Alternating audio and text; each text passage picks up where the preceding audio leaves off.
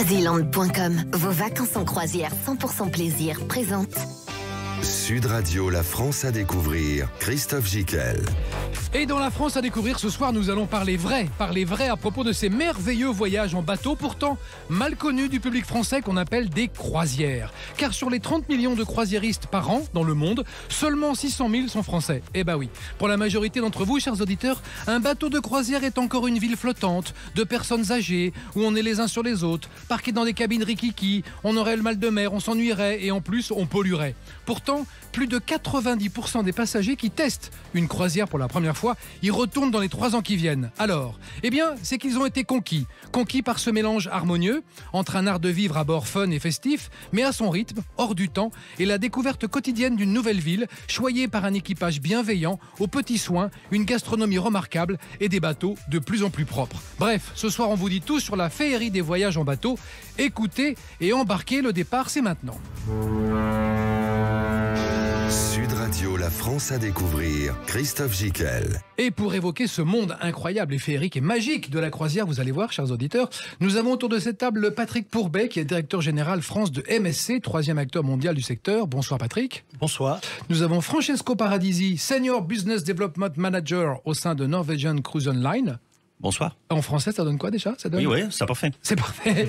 Christophe Pinchon, caron de la carrière, directeur marketing de Croisiland. Bonjour Christophe. Bonsoir Christophe. Nous accueillerons Émilie Géraud de Marseille, qui est croisiériste et qui a effectué plus d'une dizaine de croisières. Et nous avons à notre table un phénomène. Guilhem Gollner, jeune croisiériste qui a découvert la croisière à 23 ans. Et qui est devenu un amoureux, passionné du genre, 55 croisières à son actif. Il est créateur et responsable du groupe que vous pouvez retrouver tout de suite sur Facebook, Passion, Croisière et Voyage. Bonsoir Guilhem. Bonsoir. Alors première question à Christophe Pinchon de la carrière, directeur marketing de Croisiland.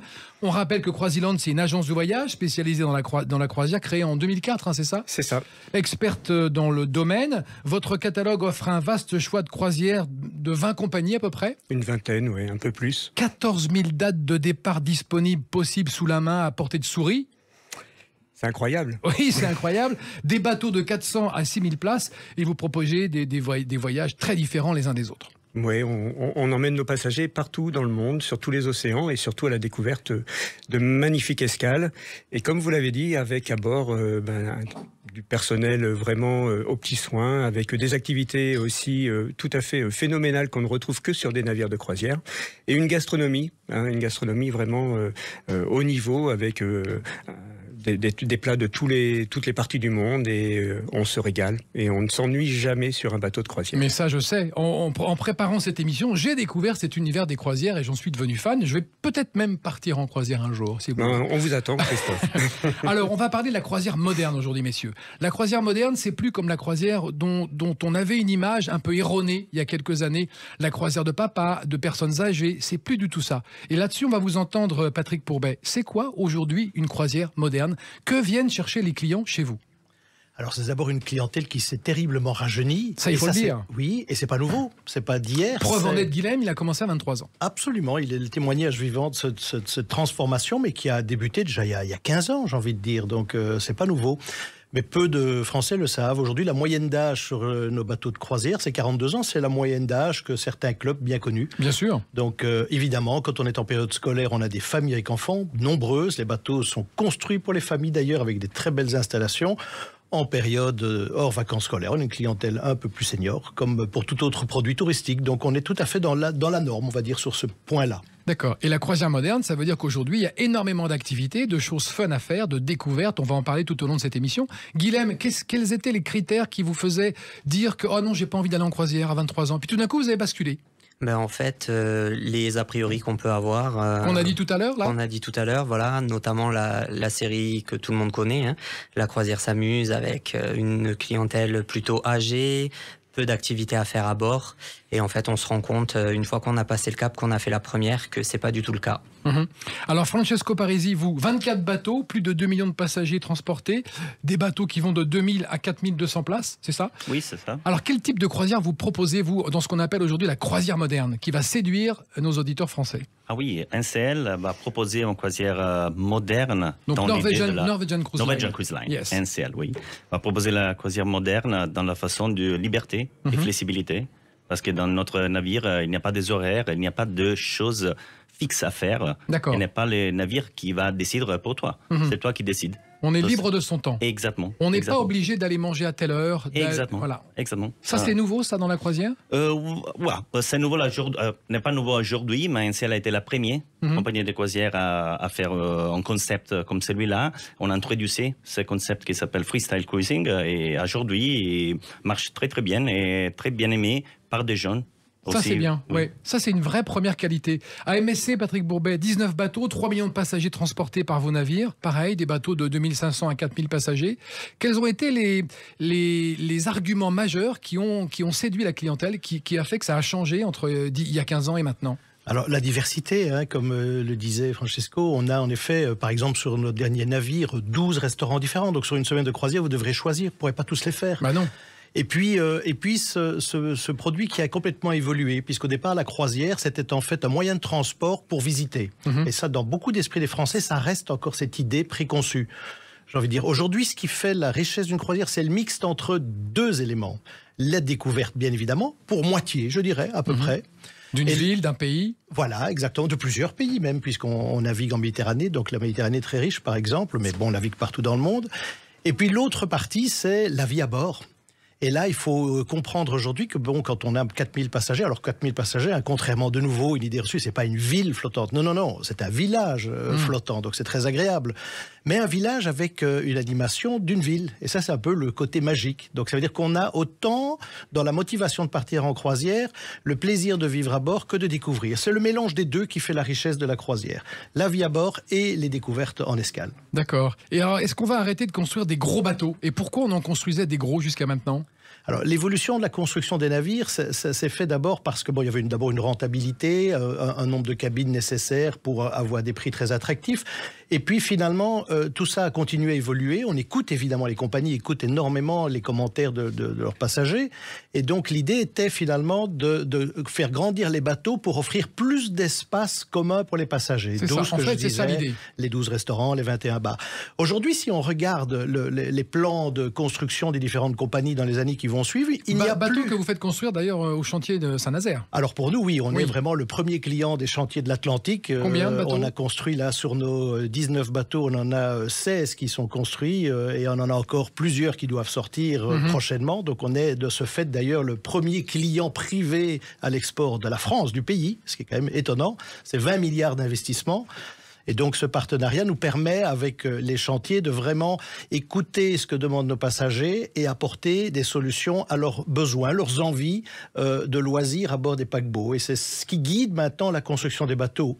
Et donc c'est vrai qu'aujourd'hui, quand on regarde le plan de construction de toutes les compagnies, il n'y a pas cette fameuse course dont on a souvent parlé, une course au gigantisme. Honnêtement, elle n'existe plus aujourd'hui. C'est pas une course au gigantisme. C'était surtout une course pour construire des bateaux qui amènent plus vaste. Apporter plus de dimensions. Et contrairement d'ailleurs à une idée reçue, sur un très grand paquebot, vous avez, même avec 4000 passagers, vous avez plus d'espace par passager que sur un petit paquebot de 200 personnes. Et ça, peu de monde l'imagine. Très bonne image. Christophe Pinchon de la Carrière, quel est le panier moyen? Qu'est-ce que les gens viennent chercher chez vous? Le panier moyen, il y a un écart type assez important. Et c'est ça qui est aussi intéressant, c'est que chaque compagnie apporte son mode de croisière et apporte des bénéfices différents. Et c'est là où d'ailleurs une compagnie comme une société comme Croisiland a son rôle, c'est de guider les clients vers un produit qui va leur correspondre. Ça, c'est vrai qu'avoir beaucoup d'offres, c'est formidable, mais on s'y perd quand on est client et surtout quand on ne connaît pas l'univers de la croisière. Exactement. Ça, comment on fait? On est là pour aider les clients et justement pour essayer de comprendre quel type de voyage ils veulent faire, quel type de compagnie va leur correspondre le mieux. Et puis ensuite aussi leur faire bénéficier de petites astuces parce que les compagnies sont différentes dans leur fonctionnement, les navires eux-mêmes sont tous différents les uns des autres et finalement nous on a une équipe de conseillères et de conseillers qui connaissent bien tous ces aspects-là qu'il faut orienter et qui peuvent donner des astuces. Absolument. Alors ça c'est important. Un petit exemple, c'est vous voyagez avec des enfants en bas âge. Pour choisir votre cabine, on va essayer de vous trouver une cabine qui est plutôt pas trop loin des ascenseurs parce que les petits bambins ils vont pas marcher parce que c'est long un paquebot. On fait quand même des centaines de mètres tous les jours, 300 mètres. 300 mètres. Donc voilà, c'est ce genre de choses. Après, on peut aider également à choisir des itinéraires sur lesquels on va privilégier des escales longues. Parce que quand on s'arrête quelque part à Barcelone, à Rome, à Venise, on a envie d'avoir du temps pour visiter la ville. Et ça, c'est des petites choses aussi auxquelles on ne prend pas garde forcément. Puis il y a tout l'aspect réglementaire, documentaire aussi, parce que comme on passe d'un pays à un autre, surtout en ce moment avec certaines normes sanitaires bien particulières, on est là aussi pour donner toutes les informations et veiller à ce que tout se passe bien de l'embarquement au débarquement. Donc on a plein de choses à faire et c'est très important. On a des spécialistes pour ça. Et à la Norwegian Cruise Line, Francesco Paradisi, quel est l'argument de vente premier? Comment on vend la Norwegian Cruise Line? Je sais que chez MSC, c'est l'art de vivre européen qu'on met en avant. Absolument. Nous sommes une compagnie européenne, donc évidemment, ça fait partie de notre ADN. C'est, comme je le dis toujours un peu pompeusement, la quintessence de l'art de vivre européen. Et chez vous? Par contre, nous sommes américaines et on va mettre à l'avant l'esprit américain un peu, qui est un peu plus libre, comme je dis, à l'avant. Et bien sûr, notre freestyle va mettre les passagers dans la condition d'utiliser les 18 restaurants, les théâtres et tous les divertissements qu'on a en bord selon leur propre horaire, voilà, et son modalité. Et ça, c'est la chose la plus importante. D'autre côté, il y a aussi une chose que chez NCL, c'est très important, c'est la qualité générale du service qu'on offre à notre clientèle. Est-il vrai que vous, les Américains, vous êtes très forts sur le divertissement? On peut voir des comédies de Broadway à bord. Oui, c'est vrai. Bravo. Vrai. Merci. NCL était la première compagnie de croisière à mettre dans un navire des spectacles grandioses qui viennent directement de Broadway ou de le West End anglais. Et c'est magnifique. Et c'est une expérience de théâtre, pas des spectacles de croisière, parce que c'est un show de 2 heures et c'est vraiment incroyable. Guilhem, vous qui avez beaucoup voyagé à bord des croisières, est-ce qu'il y a des vraies différences d'activité, de divertissement à bord? Tout à fait, tout à fait. Ça, c'est palpable, ça? C'est palpable et chaque compagnie a, entre guillemets, si je puis dire, sa marque de fabrique. Certaines vont être plus axées sur les familles, d'autres plus sur le divertissement, notamment pour avoir fait Norwegian Cruise Line. C'est vrai que les shows sont vraiment spectaculaires. Eh bien, restez avec nous, chers auditeurs sur Radio. On va marquer une première pause. Dans un instant, le témoignage d'Émilie et de Guilhem qui continue avec nous. Et ils vont vous expliquer pourquoi, réticents au départ, ils sont devenus des fans absolus de croisière et ne peuvent plus s'en passer. À tout de suite. Croisiland.com, vos vacances en croisière 100% plaisir, présente. Sud Radio, la France à découvrir, Christophe Gickel. Et dans ce soir, dans la France à découvrir, enfin depuis la France à découvrir, parce qu'on peut partir de partout, presque partout en France pour aller faire de la croisière, à Marseille notamment, le Havre aussi un petit peu. Un petit peu le Havre, oui. D'accord. Nous parlons de la féerie et de la magie de la croisière, car c'est comme ça qu'on découvre le monde merveilleux des bateaux et des voyages en bateau, avec Christophe Pinchon-Caron de la Carrière, directeur marketing de Croisiland, Patrick Pourbet, directeur général France de MSC, et Francesco Paradisi, directeur des ventes Europe de Norwegian Cruise Line. Nous aurons dans un instant Émilie Géraud qui nous parlera de ses premières croisières et pourquoi elle est devenue fan. Et nous avons Guilhem Gollner, qui est un jeune croisiériste qui a découvert la croisière à 23 ans et qui est devenu un amoureux passionné du genre. Alors première question pour reprendre cette émission, Guilhem, pourquoi? Qu'est-ce qui vous plaît tant dans les croisières? Ce qui me plaît, c'est qu'on a tout sur place. Le bateau présente toutes les commodités. Premier argument, il y a tout sous la main. Il y a tout sous la main, voilà, les bars, les restaurants, les activités, des piscines, boîtes de nuit, donc ça contente tout le monde. Si on a un bobo? Si on a un bobo, on a le service médical, on a l'hôpital, on a vraiment Ah oui, tout, il y a un bloc opératoire à bord, il paraît. Tout à fait. Dans chaque bateau. Et donc, quand on a besoin d'un chirurgien, on va le chercher dans le pays. On a le premier soin sont donnés à bord du bateau. Si ensuite il y a une intervention chirurgicale sévère, bien sûr, à ce moment-là, le passager est débarqué. D'accord, ah oui, d'accord, très bien. Donc, on a tout ce qu'il faut sous la main. Quoi d'autre comme argument? Le deuxième argument qui, moi, m'a séduit, c'est que tous les jours, on se réveille dans un port d'escale différent, voire même dans un pays différent selon les zones du globe où on navigue. Et il paraît que découvrir un port et un pays par la mer, c'est quelque chose de féerique aussi et de magique. Hein. Ça, c'est des mots qu'on va souvent utiliser. C'est très différent. C'est très différent, les arrivées sont très belles à voir, les départs sont très beaux à voir aussi. C'est vraiment des moments forts de la croisière aussi, quand le bateau s'approche au petit matin, avec le lever du soleil sur un port d'escale, un nouveau pays. voilà, ça fait partie de la magie de la croisière. Mais Guilhem, vous êtes un romantique aussi, c'est pour ça que ça vous plaît la croisière. C'est probable. Alors, quelles sont les autres choses que vous avez vraiment appréciées? La gastronomie, d'abord, on dit toujours que la gastronomie à bord des bateaux est formidable. Tout à fait. On mange très bien, beaucoup de choix, que ce soit au buffet ou dans les restaurants. Même chez les Américains, on mange bien chez vous? Oui, très bien, très bien. Ils sont très fameux pour, ça, c'est populaires pour les restaurants. Mais ça, c'est général, on est d'accord, Christophe. Alors, sur tous les bateaux, la gastronomie... Sur tous les bateaux, dans toutes les compagnies, il y a un niveau de gastronomie qui est très très élevé. Incroyable. Chez MSC, vous avez un chocolatier champion du monde. Oui, alors oui, comme on est européen. Excusez-nous, hein.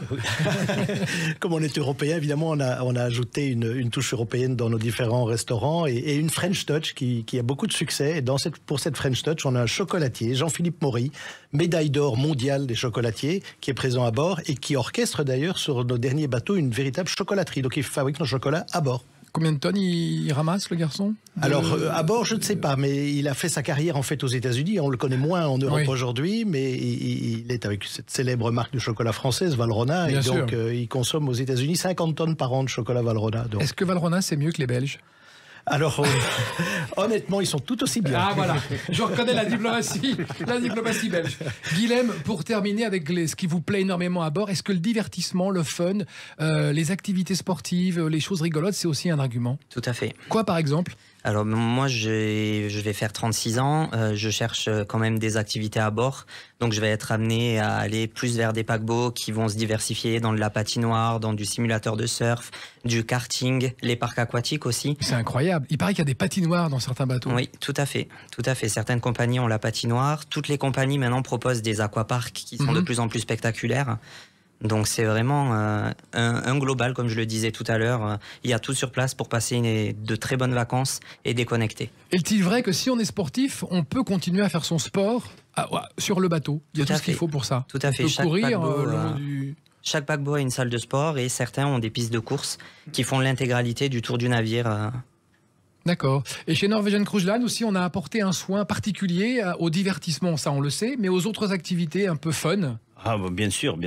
Vous avez les shows, on a déjà parlé, mais il y a, par exemple, la salle de sport ou la spa qui sont ouvertes jusqu'à minuit. Ah oui. Et ça, c'est incroyable parce que tu peux l'utiliser aussi pendant la nuit, ou après les excursions, quand tu remontes au bord, à l'avant ou après le dîner.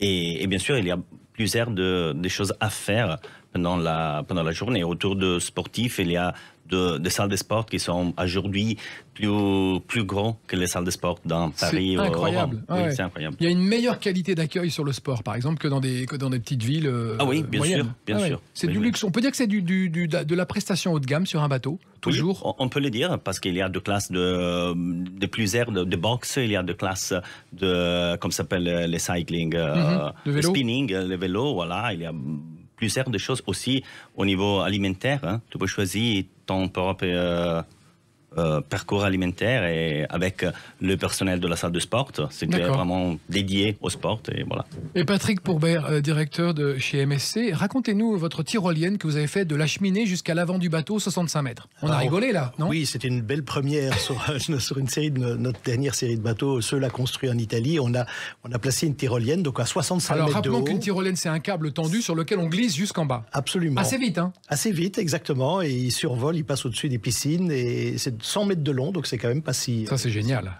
Et on part de la cheminée du bateau? Exactement. Ça fait rêver, c'est top. Et chez MMC, il y a des choses comme ça aussi un peu fun? Non, il n'y a pas le zipline, mais il n'y a pas le zipline, mais on a le parcours, je ne sais pas, on a en français comme ça. Oui, on a le karting, bien sûr, mais c'est adrénaline pure, c'est adrénaline pure. Mais il y a aussi les courses rope, bon, je ne sais pas comment ça s'appelle, les parcours aventure. Ah, le parcours aventure. Les parcours aventure. D'accord, voilà, très bien. Émilie Giraud, bienvenue sur l'antenne de Sud Radio. Vous êtes marseillaise, croisiériste, et vous avez effectué plus d'une dizaine de croisières. Au départ, votre mari n'était pas fan, il est des fois pas toujours très fan, mais vous l'avez décidé, et vous êtes même allée d'ailleurs à une croisière enceinte. Vous allez bien, Émilie ? Oui, très bien, je vous remercie. Bonjour à tous. Marseille, 11 ans, vous avez fait 26 croisières. Et racontez-nous, la première fois que vous avez été en croisière, sur quels arguments, pourquoi vous avez voulu absolument faire une croisière et que votre mari disait « Oh non, j'ai pas envie ». Alors bon, moi, j'ai toujours aimé la mer. Donc pour moi, d'aller sur n'importe quel bateau, ça a toujours été un plaisir. Voilà. Et donc, depuis gamine, j'ai toujours voulu faire une croisière, un petit peu bercée aussi par les feuilletons télé, la croisière s'amuse. Ça a fait du bien quand même à la croisière. Au début. Donc, je voulais vraiment, mon mari hésitait beaucoup, on avait... Et qu'est-ce qu'il vous disait pour hésiter? Qu'est-ce qu'il n'aimait pas? Oui, on va être sur un bateau, mais qu'est-ce qu'on va faire? Il y a le petit, c'est compliqué. Voilà, donc le petit avait 2 ans.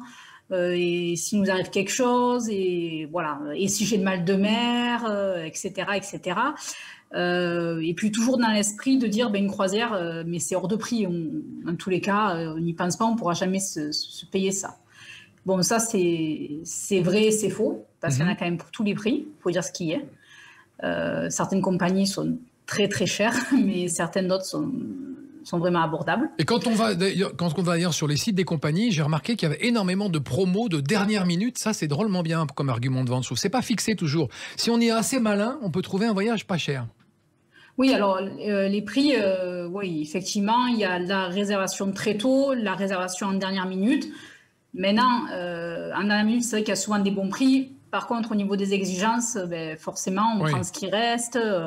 On ne peut pas trop programmer. Alors, c'est vrai que dès qu'on veut, par exemple, chercher des cabines quadruples pendant les périodes scolaires, oui, effectivement, miser sur la dernière minute, ça peut être aussi très dangereux. Ouais. Voilà. Et c'est vrai que pour la personne qui n'a pas trop d'impératifs et qui peut se permettre comme ça de partir du mercredi au samedi, qui peut vite s'organiser, c'est vrai que c'est génial parce qu'il y a des fois où il y a vraiment des prix sacrifiés. Alors, je suis content de vous avoir à l'antenne, Émilie, parce que vous êtes une femme, une jeune femme. Nous, on est entouré d'hommes, là. Vous allez nous donner votre point de vue de femme sur la croisière. Qu'est-ce qui vous plaît tant dans la croisière? De ne rien faire, alors pour les femmes, déjà. Pas de cuisine. Bravo. On ne fait même pas son lit. Vraiment, de se dire, on part et pour une fois, on n'a pas à gérer tout le reste de la famille. Ouais, tout le quotidien, c'est ça. Les vacances type camping ou réservation...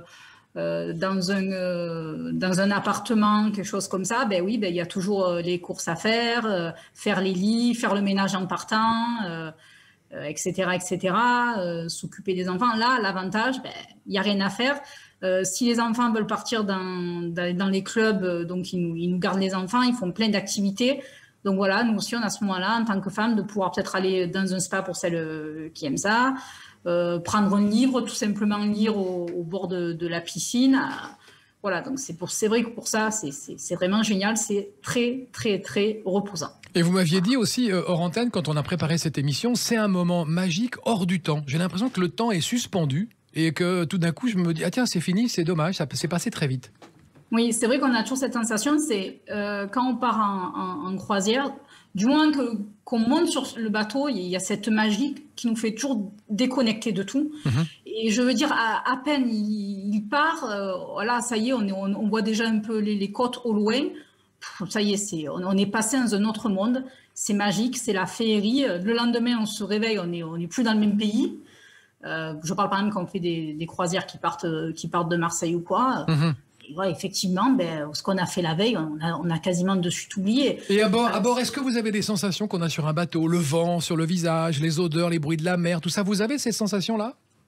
Alors bon, oui, effectivement, moi, ce que j'aime bien, voilà, c'est au départ du bateau, se mettre sur les ponts, et même quand on est en navigation, notamment quand on est dans les pays chauds, voilà, c'est de se mettre le soir sur le pont ou même sur son balcon, et d'écouter le bruit des vagues. Il y a même des fois où des croisières, j'ai laissé la porte de mon balcon ouverte pour entendre le bruit de la mer. Guilhem a fait la même chose. Je crois que tout le monde a fait la même chose. Ouais. Messieurs, à combien ça vogue un bateau sur l'eau? Alors, les bateaux de croisière peuvent naviguer à peu près à 23 nœuds. Mais aujourd'hui, on ne navigue plus à 23 nœuds. On navigue à 15 nœuds de moyenne. C'est bien. Pour plusieurs raisons. D'abord, c'est un côté en kilomètre-heure, ça fait combien pour nos auditeurs de Sud Radio qui ne sont pas marins? Bonne question. 15 nœuds 28. 27, 28 km/h. D'accord. À peu près. Et donc, en effet, c'est aujourd'hui une nécessité aussi, parce qu'il y a un aspect environnemental. En naviguant à des vitesses modérées, on économise du fuel. Il faut savoir que la vitesse coûte très cher et fait consommer énormément de navires. Donc aujourd'hui, où on est extrêmement attentif à l'aspect protection de l'environnement, on en parlera tout à l'heure, mais en effet, ça fait partie des mesures que nous prenons pour éviter de dégager du CO2. Merci beaucoup, Émilie et Géraud, de votre participation à l'émission et de nous avoir fait partager vos sensations qui sont formidables, parce que là, on a compris que c'était quand même un moment hors du temps dans lequel on pouvait se reposer et on goûtait le bruit, l'air de l'eau, enfin le bruit de l'eau et l'air marin. Merci beaucoup, Émilie. Vous retournez bientôt en croisière ? Ben là, j'en reviens. Excusez-nous. Je reviens depuis plus de 15 jours, oui. J'ai envie d'y retourner rapidement et je pense que c'est des choses que je vais faire. Et vous étiez où ? J'étais aux Caraïbes, un départ des États-Unis. D'accord. Merci beaucoup, Émilie. À bientôt sur Sud Radio et restez avec nous, chers amis, car dans un instant, on vous donne des idées concrètes pour partir en croisière en fonction des budgets, des ambiances à bord, des tendances du moment. Et on va vous parler aussi de ce que font les croisiéristes pour protéger notre planète. À tout de suite. Croisiland.com, vos vacances en croisière 100% plaisir présente. Sud Radio, la France à découvrir. Christophe Gicquel.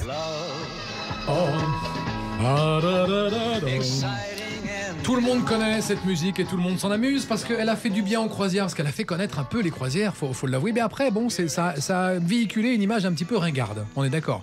Tout à fait, le produit a tellement évolué, comme on le disait, le bateau qui devient destination, ça s'était pas du tout perçu vraiment dans les épisodes de la croisière s'amuse. Alors Christophe Pinchon Caron de la Carrière, quelles sont les tendances chez Croisiland pour cette année-là dans les achats ?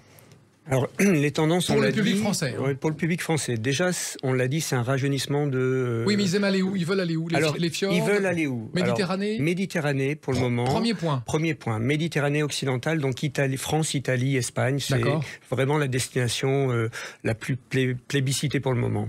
Ensuite, il y a la Grèce. Tout le bassin de la mer Égée, là où il y a des croisières magnifiques. Ouais. Et puis il y a les Caraïbes qui restent quand même aussi un franc succès, notamment avec la saison hiver où là il y a énormément de choix de croisières et puis où on a un public vraiment qui est fidèle à cette destination. Et donnez-nous une astuce pour bien choisir son bateau. Si on est par exemple un couple sans enfant, on a 40 ans. Alors, je dirais déjà de bien choisir son agence de voyage. Parce que c'est... surtout si on n'a pas fait beaucoup de croisières ou si on ne connaît pas la compagnie, il y a beaucoup d'astuces. Et on a besoin de se faire aider. Et honnêtement... sur le choix de la cabine, sur le voyage. Le choix de la cabine, le pont, l'emplacement de la cabine... Le pont, c'est important, pourquoi ? Le pont, c'est important... ça, déjà, pour être plus ou moins proche de certaines activités ou des restaurants, parce qu'il y a des passagers qui adorent être proches des restaurants pour s'y rendre rapidement le matin. Parce que comme on disait, un paquebot, c'est 300 mètres de long. Donc, et il y a des habitudes aussi à bord. Certains passagers préfèrent les ponts plus bas parce que ils ont plus de calme. Il y a des passagers qui préfèrent des ponts plus hauts parce que avec leur balcon, ils vont avoir une vue un petit peu qui surplombe davantage. Donc voilà, il y a plein de choses comme ça.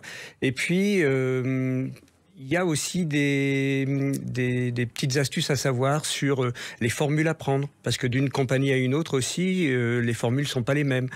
Sur la réservation de certaines options, de certaines excursions, qu'il vaut parfois mieux faire à l'avance, parce que une fois arrivé à bord, il se peut qu'elles soient plus disponibles. Donc vous voyez, voilà, il y a plein d'éléments comme ça qu'il faut prendre en compte, et du coup, c'est quand même intéressant de se faire aider par une agence spécialisée qui connaît bien toutes les différentes compagnies et toutes les différentes on va dire subtilités de chacune et voire de chaque navire. Et chez Norwegian Cruise Line, quelles sont les grandes tendances, Francesco Paradisi, qui viennent là pour l'été ? Pour l'été, c'est bien sûr... Ou les nouveautés Ok. Non, la tendance sur tous les marchés européens, c'est l'Europe, c'est le sud d'Europe, la Méditerranée. Oui, Méditerranée au départ de la Grèce. Et ça, c'est aussi très, très bienvenu sur les marchés français. Donc, quand on est français, il faut qu'on aille en Grèce déjà ? Oui. D'accord. Oui, il faut faire les vols sur Athènes. Il y a les packages avec les vols sur Athènes. En général, le package, j'ai compris, un vol plus croisière. Ça comprend le transfert et toutes choses. Ou il y a aussi des alternatives un peu plus longues, parce que la croisière d'Athènes, c'est une semaine, mais le départ de Rome, qui fait aussi la Grèce, c'est 10 jours. D'accord. Il y a plusieurs possibilités. Bon, bien sûr, à suivre, il y a déjà une demande pour l'hiver, pour les Caraïbes. Ah, ça commence déjà ? Oui, ça commence un peu. Bien sûr, n'est pas si forte, mais commence. Et on espère qu'il arrivera aussi la demande pour les longues croisières, comme l'Amérique du Sud et les canaux de Panama et tout ce que NCL va offrir pour les passagers européens au départ des États-Unis. Et quelles sont les destinations extraordinaires chez vous, sur Norwegian? On a plusieurs de destinations extraordinaires. Trois destinations extraordinaires. Trois. Alaska, que c'est magnifique parce que c'est vraiment la nature qui arrive avec sa force sur les navires, et ça c'est incroyable. Et ainsi, elle est spécialiste sur l'Alaska. Île hawaïenne, nous sommes les seules compagnies qui font de la croisière entre les îles hawaïennes. Et la troisième, je veux dire l'Amérique du Sud, avec les tours de l'Amérique du Sud, au départ de Buenos Aires jusqu'à San Antonio. Et l'Alaska, c'est au départ d'où? De Seattle. Seattle ou Vancouver. Ah, ok. Il y a plusieurs de possibilités et l'Alaska, c'est vraiment magnifique. Et il y a aussi la possibilité d'écouter les spécialistes au bord de l'Alaska. Ah oui, les rangers qui montent à bord. Qui montent à bord et font l'explication de glaciers. C'est vraiment incroyable. Il y a un volet culturel un petit peu chez vous, américains. On n'aurait pas cru. Hein, c'est bien quand même. Ah oui, c'est bien. C'est excellent. Les rangers qui montent à bord et qui font des conférences. Oui, qui fait des conférences, qui va expliquer toute la nature et tout ce qui passe, comme a dit Patrick à l'avant, sur tous les développements environnementaux aussi. D'accord. Parce qu'un ciel est très lié au terroir de l'Alaska. On a fait une charte pour la navigation soutenable dans l'Alaska et on a développé aussi plusieurs de portes d'escale sur l'Alaska pour garantir une navigation correcte et aussi les corrects numéros de navires dans les mêmes portes, dans les mêmes journées. D'accord. Patrick Pourbet, alors vous, c'est les trois voyages extraordinaires chez MSC. Alors si on commence par les trois voyages extraordinaires, je dirais les nouveautés. Alors la première peut-être parce que c'est la France qui est le premier marché qui amène le plus de passagers vers ces grandes croisières, c'est le Tour du Monde. Tour du Monde, ils partent de Marseille en janvier en 2023. Nous aurons 2 bateaux qui partiront le même jour pour 2 tours différents pour 3 4 mois. 4 mois, Tour du Monde. Là nous venons de sortir l'édition 2024. Sur ces tours du monde, nous avons en général 700 Français présents à bord, ce qui est formidable quand même. Ah oui. Alors il paraît que les Français sont plus forts sur le tour du monde et pas très présents dans les voyages traditionnels. On revient sur le manque de connaissance du produit. C'est ça. Les Français ne connaissent pas le produit moderne de la croisière, le mariage entre bateau destination. Mais on est là pour ça, on y travaille. Voilà. Et sinon, nous, évidemment, l'essentiel, ce sont les croisières au départ de France. On est omniprésent au départ de Marseille. Nous avons la plus grande offre. On a finalement 4 bateaux toutes les semaines, mais au total, on a même 10 bateaux qui vont passer par Marseille cet été, mais également Cannes, Villefranche. Cet automne, ça c'est aussi très important de signaler, en nouveaux produits, ce sont les départs du Havre, parce que vous l'évoquiez tout à l'heure, la France c'est Marseille bien sûr, mais voilà, on est en train de miser sur le Havre avec des cycles de croisière toutes les semaines. Qui remontent en Europe du Nord ? Qui remontent alors dans les capitales du Nord. Et donc c'est un programme qui commence, je vais dire, à être vraiment populaire. On a lancé ça l'an dernier. Et avec l'objectif finalement, au bout du compte, d'être tout le temps en permanence au départ du Havre. Mais il faut le construire, donc on y est. Hein. Le Havre, c'est le port de Paris, comme on dit souvent, donc c'est pas loin. Un petit mot tous les deux sur vos compagnies respectives. Qu'est-ce que vous faites chacun pour protéger la planète et l'environnement sur vos bateaux? Est-ce que par exemple, la nuit, vous vous branchez électriquement pour qu'on arrête les moteurs et que tout passe sur l'électrique? Est-ce que vous faites ça chez Norwegian? On fait beaucoup. Il y a un projet si gros sur la soutenabilité en général et n'est pas uniquement celui-là, mais il y a vraiment plusieurs des choses et je pense que c'est une argumentation si gros. Okay. C'est en projet chez vous? Oui. C'est en projet. Oui, c'est un projet. Et chez MSC, ça marche déjà? Alors ça commence, ça y est. Donc, il faut savoir qu'il y a peu de ports encore équipés. L'entièreté de notre flotte, la quasi-totalité de notre flotte est équipée, donc avec les prises. Alors pour rappeler quand même aux auditeurs, c'est-à-dire que quand on rentre dans le port et qu'on est taqué, on ferme les moteurs complètement. Donc il n'y a plus aucune émission. On branche une grosse prise et toute l'électricité nécessaire pour le navire vient du quai. Donc déjà on pollue moins. Et donc, évidemment, on pollue plus du tout à ce niveau-là. Et donc là, nous, on commence cet été. Alors, malheureusement, pas encore en France, parce que les prises ne sont pas installées. Encore, c'est en cours. C'est étonnant. C'est étonnant pour notre pays, quand même. Voilà, mais Southampton, donc en Angleterre et en Allemagne. Et attention, on y est bientôt pour la France, puisqu'on pense que l'an prochain, déjà, un premier port sera équipé, et puis 3 autres devraient suivre rapidement. Est-ce que vous allez passer au gaz? Non. Non?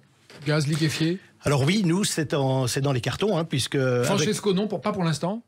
Non, pas pour l'instant. D'accord. Pas pour l'instant. Mais vous, oui? Oui, parce que on est en train de construire un bateau. Il est quasiment terminé. D'ailleurs, il sortira des chantiers de l'Atlantique. Ce sera le premier bateau construit en France par les chantiers qui va fonctionner au gaz naturel liquéfié. C'est le MSC World Europa, inauguration mi-octobre. Et en plus, sur ce bateau, alors la première chose d'abord, le gaz naturel liquéfié, ça veut dire d'office 25% d'émissions CO2 en moins. Et sur les autres sujets, oxyde de soufre, d'azote, en fait, tous ces autres sujets, c'est une réduction drastique, 99%, 98% pour les particules fines, 85% pour les oxydes d'azote. Donc c'est vraiment une belle solution de transition, hein, soyons très clairs. Absolument. Ça ne répond pas à tout. Mais on y travaille. Mais on y travaille. Et sur ce bateau-là, on aura quand même une grande nouveauté, puisqu'on aura, et ça c'est une grande première sur un bateau de croisière, une pile à combustible qui va quand même générer. Alors, à quoi ça sert une pile à combustible sur un bateau ? Ça permet de créer l'électricité d'une autre façon. Et donc le gaz va alimenter cette pile à combustible et va fournir une petite partie, parce que c'est ce qu'on a appelé un démonstrateur, mais quand même 150 kilowatts.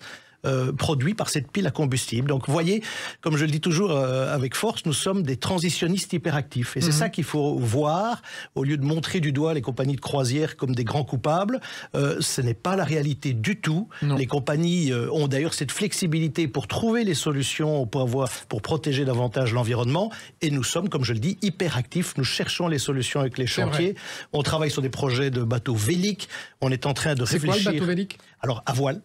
Donc des bateaux de croisière à voile. Alors c'est aussi avec les chantiers de l'Atlantique, ils sont en train d'étudier ça chez eux et on les accompagne en disant voilà, si vous arrivez à trouver la solution, on construira des bateaux chez vous, véliques. Et puis l'hydrogène également, on est en train de... Mais là c'est beaucoup plus compliqué. Oui, puis c'est plus tard ça. Voilà, mais on y travaille aussi. D'accord, très bien. Belle mention. Guilhem, quel a été votre plus beau souvenir de croisière ? Alors, il y en a eu plusieurs. Ah, bah oui, on a fait combien ? 55 ? 55, tout à fait. Oui. Donc, la première qui reste, je pense, pour tout croisiériste à jamais gravé, hein, le premier départ, la première fois qu'on monte sur le bateau, qu'on découvre cet environnement, voilà, le premier départ. Ensuite, la Norvège, pour la beauté des paysages. Et le troisième, c'est un départ de transatlantique, avant d'attaquer 6 jours de mer non-stop. Départ du Brésil vers Hambourg, du coup. 21 jours de croisière avec les escales comprises et ces 6 jours de traversée de l'Atlantique à voir l'océan à perte de vue, le calme, le bruit de la mer, le bruit du vent. Et au cours de votre grande expérience, est-ce que vous avez des choses sur lesquelles vous dites « Oh, on pourrait améliorer ça ». Quoi, par exemple ? Sans citer de nom de compagnie. Sur certaines compagnies, je pense qu'on pourrait cranter un peu plus en termes de services offerts aux passagers. Mais comme on l'a dit, après maintenant, il y en a pour tous les budgets, chose qu'il n'y avait pas forcément quand j'ai commencé les croisières.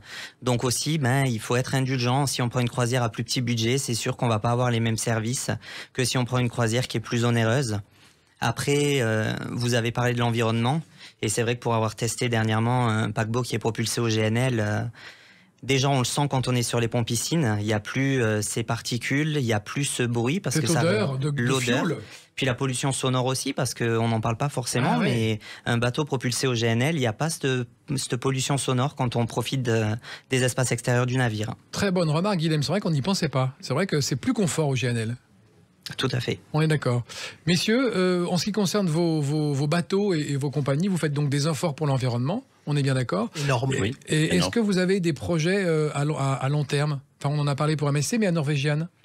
Oui, il y a des projets à long terme, bien sûr. Il y a des projets jusqu'à 2050. Et il y a un engagement très fort sur l'environnemental. Voilà. Et comme on dit, il y a plusieurs des routes qui aujourd'hui NCL va suivre et aussi va essayer. Bon, on a parlé déjà de plusieurs de choses. Dans tous les navires NCL, on a les scrubs dans le moteur pour la réduction de la pollution. Et bien sûr, ça c'est très, très sensible comme argumentation et nous sommes là. Et les clients sont sensibles à ça de plus en plus, notamment les jeunes. Bien sûr, oui. Ça c'est une argumentation très sensible aussi pour les clients. Restez avec nous, chers amis de Sud Radio. Dans un instant, on vous donne des idées concrètes et on va jouer à un vrai-faux pour savoir ce qui est vrai et ce qui est faux à bord des bateaux. À tout de suite.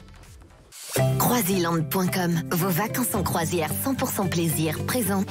Sud Radio, la France à découvrir, Christophe Gickel. Et pour évoquer ce monde merveilleux de la croisière que vous allez commencer à connaître et à aimer, en tout cas je l'espère, en tout cas que les idées reçues seront bien battues en brèche, nous avons autour de cette table Christophe Pinchon, Caron de la Carrière, directeur marketing de Croisiland, Francesco Paradisi, qui travaille lui pour le secteur français à la Norwegian Cruise Line, Patrick Pourbet, directeur général de France de MSC, et puis Guilhem Goldner, jeune croisiériste amoureux passionné qui a 55 croisières à son actif, un truc absolument incroyable. Mais si on va jouer à un vrai faux, est-il vrai que par exemple sur les bateaux il n'y a pas de pendule ? Et pourquoi, Guilhem? Alors c'est vrai, c'est vrai. On en trouve sur uniquement les ponts où il y a les chaloupes. Ouais. Et pourquoi? Je pense que c'est pour être dans cet esprit, comme on l'a si bien dit depuis le début, de la déconnexion. On est en dehors du temps. On profite de ses vacances. Je sais que pendant longtemps, MSC a dit que c'était les moments et pas les minutes qui comptaient. Ah, c'est bien ça. Voilà. Ouais. Et ça correspond tout à fait à l'esprit de la croisière. D'accord. C'est quoi le Yacht Club chez MSC? Ah, c'est alors c'est un bateau dans le bateau, pour vraiment expliquer les choses. Alors sur un grand paquebot de 4000 passagers, on a à l'avant du navire, dès la conception du navire, organisé l'avant du navire dans un concept qu'on a appelé Yacht Club, c'est-à-dire sans cabine, mais avec son propre pont piscine, son propre restaurant, son propre lobby. Donc on peut vivre, si on le désire, en autarcie dans le Yacht Club. Alors c'est un niveau haut de gamme. C'est un aspect de bateau? Alors, c'est l'avant du navire, c'est le plus bel endroit du navire, sur les ponts supérieurs. Et donc, c'est un endroit qui permet de vivre, si on le désire, en autarcie au Yacht Club, qui est plus feutré, plus luxueux. C'est toute l'approche qualitative.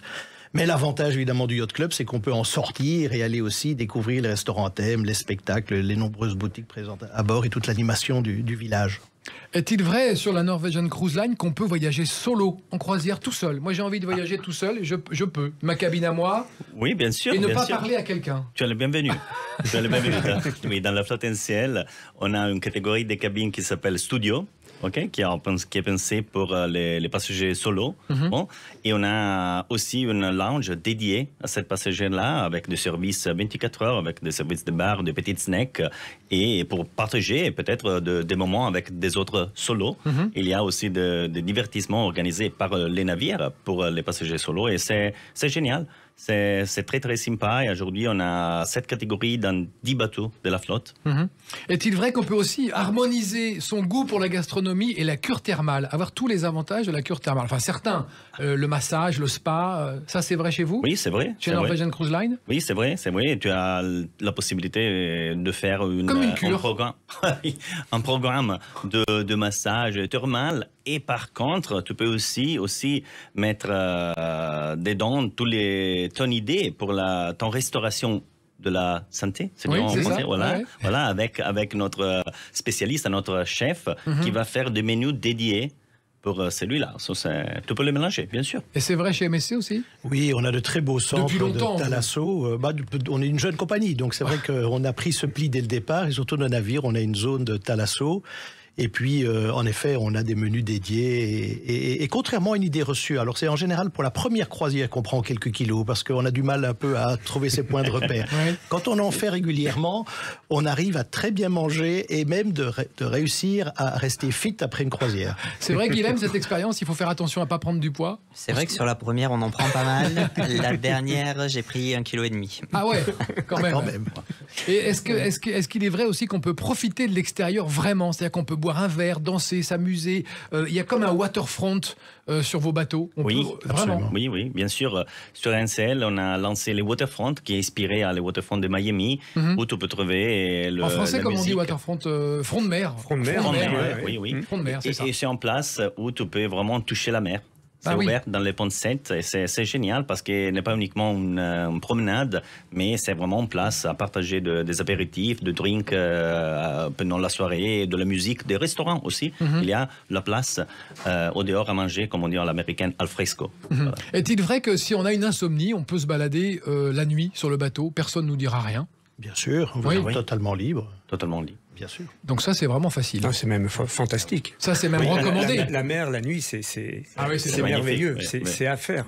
C'est vrai. La qualité des spectacles à bord chez MSC, est-ce qu'elle est un peu moindre que chez Norwegian parce qu'on n'a pas ce côté qualitatif, professionnel américain? Non, je pense qu'elle est différente. Alors on est plus européen, donc on a des très beaux spectacles. Alors je vais quand même le mentionner, même si aujourd'hui on est en train de le réinventer, mais nous avions par exemple sur nos derniers bateaux 2 salles de spectacle, une salle de spectacle traditionnelle à l'avant, mais une deuxième salle de spectacle à l'arrière parce que nous avions développé un partenariat exclusif avec le Cirque du Soleil. Ah oui. Qui nous avait concocté une série de spectacles. Alors je dis sur mesure pour vous. Sur mesure. Alors je le dis malheureusement au passé parce que le Covid a eu raison de cette très belle aventure des Cirques du Soleil et donc malheureusement la société n'existe plus. Mais donc nous avons réinventé le concept en reprenant d'ailleurs des anciens du Cirque du Soleil et à l'image de ce que faisait le Cirque du Soleil, on a décliné une nouvelle offre qui s'appelle Carousel et qui est tout aussi brillante, même si le nom est moins connu. Sur le site de la Norwegian Cruise Line, j'ai vu le plus beau raccourci du monde, c'est quoi? C'est le Panama? Le Panama, oui, on peut dire le Panama. Oui. Oui, je l'aime bien parce qu'il va vraiment faire la connexion entre plusieurs des pays. Voilà, et pendant la croisière, tu as vraiment la possibilité de faire une expérience. Je pense que c'est la navigation sur le canal de Panama, une des choses à faire. Ça, c'est bien la croisière. Oui. Oui. Et on part d'où? On part de Miami ou New York et on arrive à Los Angeles ou à Seattle aussi. Ça dépend. On peut, ou par contre, on arrive aussi dans l'Amérique du Sud, dans les îles. D'accord. Et Kinky Boots, c'est un spectacle qui est toujours à bord, ça? Oui, c'est toujours à bord, fait part de notre... Ça, on en entend beaucoup parler. Hein. Ah oui, c'est génial. C'est génial. C'est un des spectacles de Broadway, comme Priscilla, comme Million Dollar Quartet, et c'est génial parce que il faut dire, c'est aussi qu'avec Kinky Boots, par exemple, on parle de thèmes très particuliers. Ok, ne sont pas des spectacles normaux, mais on va toucher des points très, très importants pour la sociale. Voilà. Et ça, c'est aussi très, très, très important. Et Kinky Boots, c'est génial. C'est 1h30 de spectacle avec une musique live. Ah oui, donc des musiciens présents sur le bateau. Absolument. Dans tous les navires NCL, il y a des musiciens et tous les spectacles sont live. Est-ce qu'il y a des piano-bars partout chez vous aussi à Oui, bien sûr. Ça, on adore. Le piano-bar, la mer, le canapé. C'est les classiques. Et quand on parlait des spectacles, bien sûr, pour nous, c'est devenu une évidence, mais il faut le dire aux auditeurs, ce sont des spectacles de professionnels. Donc, on a en effet, tous les orchestres sont live. On a plusieurs orchestres, puisqu'on a plusieurs salons. Et donc, on a tous les types de musique et les danseurs professionnels pour les spectacles. C'est la réalité de tous les jours sur les bateaux de croisière, que ce soit chez Norwegian comme chez nous ou chez d'autres compagnies. Guilhem, est-il vrai qu'on peut faire une visite des coulisses des bateaux et est-ce que vous l'avez fait? Est-ce que c'est vraiment intéressant? Tout à fait, ça se faisait avant le Covid. J'espère que ça reviendra après. Ils vont nous le préciser, ça va se refaire, ça, oui? Oui, bien sûr. D'accord. Bon, vous avez l'assurance du directeur général de MSC, donc c'est bon. Donc du coup, une visite qui est quand même très complète. En général, ça se fait sur les journées en mer. On va dans les salles des machines? Alors, on va pas dans les salles des machines, on va pas dans les passerelles, sauf sur certaines compagnies qui l'autorisent. D'accord. Mais par contre, on fait tout ce qui est coulisses des spectacles, les cuisines, tout ce qui est chaîne du froid, tout ce qui est parcours propre, parcours sale. Et blanchisserie également, on descend à la blanchisserie et on termine en général par un petit repas dans un des restaurants de spécialité. C'est quoi les passerelles? La passerelle du commandant, c'est là où il y a vraiment la salle des commandes. D'accord. Est-il vrai qu'on peut amener son enfant en bas âge à 6 mois ou avant c'est pas recommandé? Non, on peut amener dès 2 mois, on accepte les enfants. Donc, dès 2 mois, vous? Alors oui, bien sûr. Après, bien sûr, on est totalement équipé, ce qui est important. On parlait de mini-clubs tout à l'heure pour les enfants. On a, par exemple, chez nous, 5 mini-clubs différents suivant par tranche d'âge. Ah oui. Sur le même bateau? Sur le même bateau, oui, bien sûr. Et donc, on a, par exemple, un partenariat qui fait plaisir aux enfants. Moi, qui m'aurait fait plaisir quand j'étais jeune, on a un partenariat avec Lego. Ouais. Et donc, on a une salle Lego qui est magique avec tout ce qu'on rêve quand on était enfant. Ah, c'est génial. Et donc ça, voilà. Puis on a d'autres partenariats avec aussi Kiko qui fait tous les matériels pour les enfants. Donc pour les mamans, inutile de prendre les maxi-cosy, tous les appareillages nécessaires pour les enfants. On trouve tout en prêt à bord du bateau. Dans les points très positifs sur les croisières, on remarque que les gens disent que le personnel est formidablement bien formé et bienveillant. Est-ce que vous veillez à ce point précis chez Norwegian Cruise Line? Oui, absolument oui. Chez NCL, on a un service particulier, un service premium au niveau du personnel. On a l'impression que c'est un peu du haut de gamme, les relations personnel-client, qu'on trouve dans des palaces ou dans des niveaux de 5 étoiles. Oui, c'est une chose que tous les passagers chez NCL aiment bien, c'est qu'après 2 heures que tu es à bord, tous les personnels vont t'appeler par nom. Par nom. Et ça, c'est génial. C'est une training qu'on fait à tout l'équipage pour mettre les clients dans une modalité un peu plus familiale, plus confortable. Et c'est génial. Et les services, c'est grandiose. Je pense qu'aujourd'hui, vraiment, grande part les résultats, c'est fait par l'équipage. Et quel est le ratio pour vos deux compagnies personnel-client, MSC? MSC, alors c'est un membre d'équipage pour 2 passagers et demi à peu près, avec, je dirais, une mention particulière chez MSC. On est européen, bien sûr, et la France est le 2e marché pour la compagnie. Donc on a énormément de membres d'équipage qui parlent français. Beaucoup de Mauriciens, par exemple, qui sont reconnus pour leur gentillesse et leur service. Et vous avez une application en plus particulière pour la langue? Alors oui, exactement. Comme nous sommes européens par définition, nous devons gérer une multitude de langues. Donc là aussi, la technologie nous apporte vraiment des très belles solutions aujourd'hui. Avec votre smartphone, vous avez une application, vous choisissez directement votre langue et avec votre application, même si vous êtes en train de bronzer le long de la piscine, vous pouvez réserver votre restaurant, la table pour ce soir dans tel restaurant, le spectacle, l'excursion, tout se fait grâce à l'application. D'accord. Et chez MSC, le ratio client personnel, c'est pareil? Chez NCL, oui, c'est pareil. C'est pareil. On a, dans un navire de 4000, on a grosso modo 2000 personnes d'équipage. D'accord.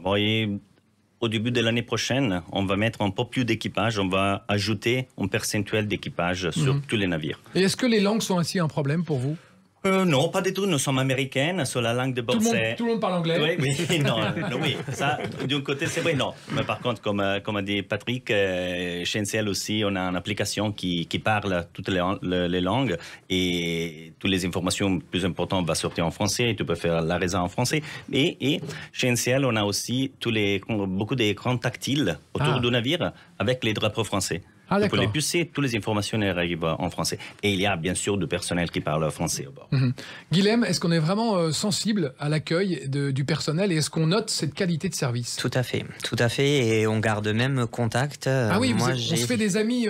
Tout à fait. J'ai sur Facebook des membres d'équipage que j'ai rencontrés au cours de certaines croisières. Rappelez le nom du groupe de Facebook. Alors, Passion Croisière et Voyage. Par contre, pas EET, c'est vraiment le symbole E. Ouais. Combien de followers?